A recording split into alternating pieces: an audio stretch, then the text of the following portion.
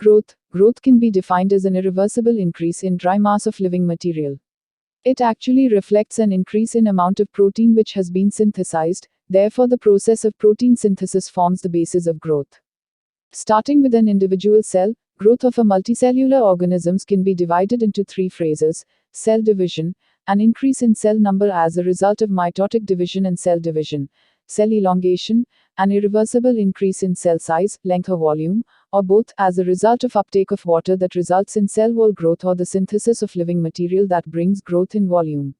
Cell differentiation, the specialization of cells, i.e., process by which cells undergo biochemical and structural changes to perform specialized functions.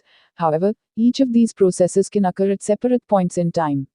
For example, increase in cell number without increase in volume occurs in cleavage of zygote, and similarly, increase in volume not accompanied with cell division also occur as in region of cell elongation in root and shoot tips of plants. Changes at the cell level bring about changes in overall form and structure, both of individual organs and of the organisms as whole. This process is known as morphogenesis. Morpho equals form, jor genesis equals origin, i.e., the development of form or shape of cells and organs. Growth zone is plant growth is restricted to certain specialized zones. These zones are called meristems and are composed of cells having thin walls, prominent nuclei, small vacuoles. Such cells are called meristematic cells. The meristems are permanent embryonic tissues and are responsible for primary and secondary growth. There are two types of meristems: apical meristems, these occur at the tips of roots and shoots; lateral meristems, these are present away from the apices among permanent tissues of the plant body. For example, vascular cambium present as cylinder of meristematic cells in woody stems and roots. Types of growth. Generally, two types of growth are recognized in plants: primary growth, the growth that occurs at the tips of shoots and roots and in lateral appendages like leaves and buds, is called primary growth. In most plants, primary growth is equivalent to growth in length. Secondary growth, the stems and roots of many plants also increase in diameter, and this is termed secondary growth.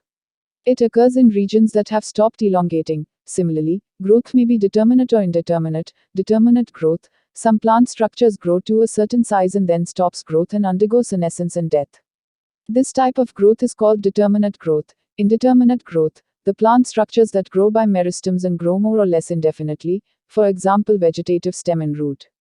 This growth is called indeterminate growth. Secondary growth in stem. Stem increases in thickness in secondary growth. Secondary growth increases the vascular tissues. Therefore, it increases the thickness of fluestine. Secondary growth is common in gymnosperms and woody dicots, but it is generally absent in most of the herbaceous dicots and monocots. Secondary growth includes the formation or secondary issues in pariderm, vascular cambium. The fascicular cambium is present between cell xylem and phloem tissues. The vascular cambium of the bundles is not contiguous with adjacent bundles. The parenchyma cells of the medullary rays are present in between the fascicular cambium. The parenchyma cells of medullary rays become meristematic.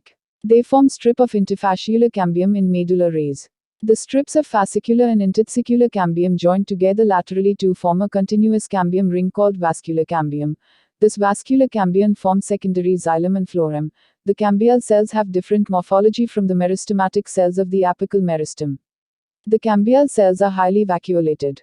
They are of two forms: fusiform initials. They are wedge-like. They are many times longer than broad and have pointed narrow ends. Therefore, these cells are rectangular in transverse section.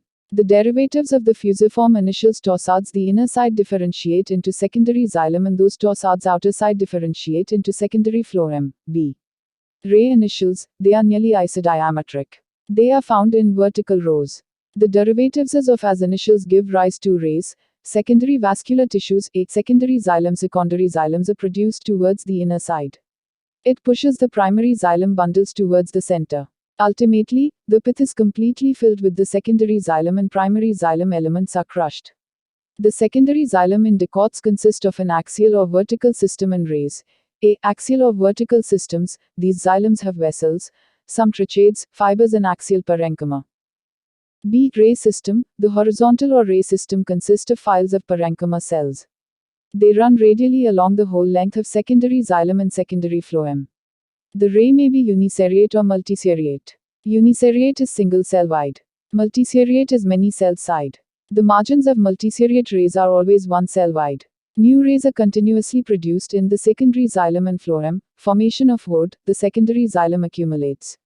It forms wood has two parts: sad face A, sapwood. The narrow peripheral functional part of the secondary xylem is called sapwood. B, heartwood. The major central non-functional part form, the heartwood. The elements of the heartwood undergo certain morphological changes.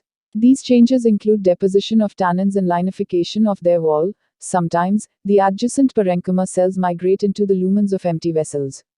It forms outgrowth called tylosis.